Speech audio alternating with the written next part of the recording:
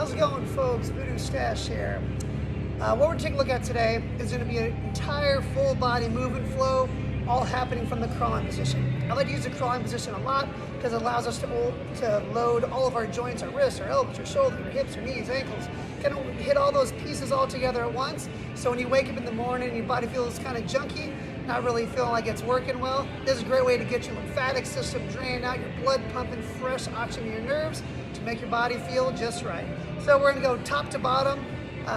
Again, you don't do all these things, but take the things that you like, but if you have the time, go through all of them. So check it out. So we're gonna start off with that crawling position here. I'm just let my feet be relaxed for this first part. We're gonna focus on the head. I'm gonna take that head, I'm gonna extend it looking up. I'm gonna let that head drop down. Do 3 or 4 of these. Remember, it's too important, depends on how much time you have. So I do some up and down, then we'll do some side to side. Rotating that neck as far as I can each way. Making sure the rest of my body stays still as I do that. And then from there, we're gonna work into our shoulders, our elbows, and our wrists now. So there's different hand positions you can have. I'm gonna start with those hands pointing straight ahead. I want to draw some little circles with our body rotating around those wrists. And my wrists stay planted, drawing some circles in one direction, circles in the other direction. You can also play around those hands. So right here, I've got my hands pointing straight ahead. I can have my hands off to the side, drawing those circles back and forth. I can have those hands pointed in, going back and forth.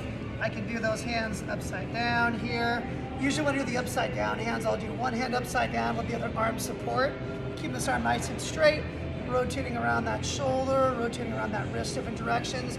Those are good ones to really loosen up when you've got wrist and shoulder issues. From there, we're gonna work on T-spine. So you're gonna take your hand, you're gonna place it behind your head. We're gonna rotate through our T-spine, the upper back, while the lower half stays still. So my hand's behind my head to start. I'm gonna rotate in towards that opposite knee. Got a little stretch there. Point pushing down this other arm, and I'm gonna open up my chest as big as I can make it. Rotating down, feeling that stretch there. Opening up there, getting a breath there. Then I'm gonna take that hand, put it behind my back. Same idea, pull that shoulder to the opposite knee. One in. This is a really great one to stretch out all the musculature here in between the shoulder blade and spine. We spend a lot of time internally rotated. So from here, you really get a good stretch out of just outside that shoulder, opening up here, opening up there and back. From there, you can work in a little cat-cow step, which I'm sure at some point we've all done. So we'll start from here. The head will fall. The spine will start pushing up vertebrae by vertebrae.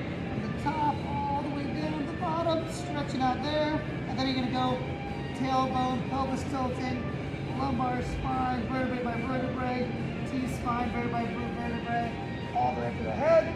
Doing that a few times back and forth. Then I like to work on the hips a bit. On those hips and knees, what you can do, you do the same idea as we did it with the shoulders, is we're gonna rotate those hips, do some circles each direction there, back and forth there. And then we're gonna make these hips do some work a bit. So what I'm gonna do first is I'm gonna do this little rocking kind of Cossack position here. So I'm gonna throw that foot out so those toes are pointing straight ahead. Toes are pointing straight ahead. I'm just gonna rock back gently. Notice this foot back here, I've got the toes go underneath. So a little rock back and forth there, that feels easy. I can flatten that foot out and come a little bit deeper into it. Again, my toes are planted. So you can work some little rocking gently back and forth from there. And then you can also take this leg and externally rotate as you sit down, and that'll get a little more stretching through there. And again, you can play with the toe position, see what feels best for your knee, for your ankle, all that there. So I'll do that on both sides. Then we're gonna work on really making those hips do some work here. So my ribs are down, I'm gonna reach my leg out as far as I can without letting my body shift. I'm gonna rotate that leg as far as it'll go. I'm gonna pull it forward, pull it forward, pull it forward. Try to take a breath there. Pull it back, pull it back, pull it back. Rotate and put that guy back. So we do that on both sides. Rotate that leg bone, reach it out, reach it out, reach it out. Hold there. Rotating back and forth there. Next stop is gonna be our ankles. So what we're gonna do is I'm gonna make sure that these toes are working. I'll get a little closer for this. I'm gonna press those toes in the ground, and I'm gonna take my knees off the floor, and I'm gonna rotate, make my body do little circles on those toes. So you can see that probably pretty well from here. As I rotate around, I'm putting all that pressure on those toes, kind of coming back and forth there. This is where you can really determine, like kind of feel where like one toe's tight, like my right big toe. And I'm all the way to here, feel a big old stretch there. So I'm gonna kind of work some circles that way, back and forth through there.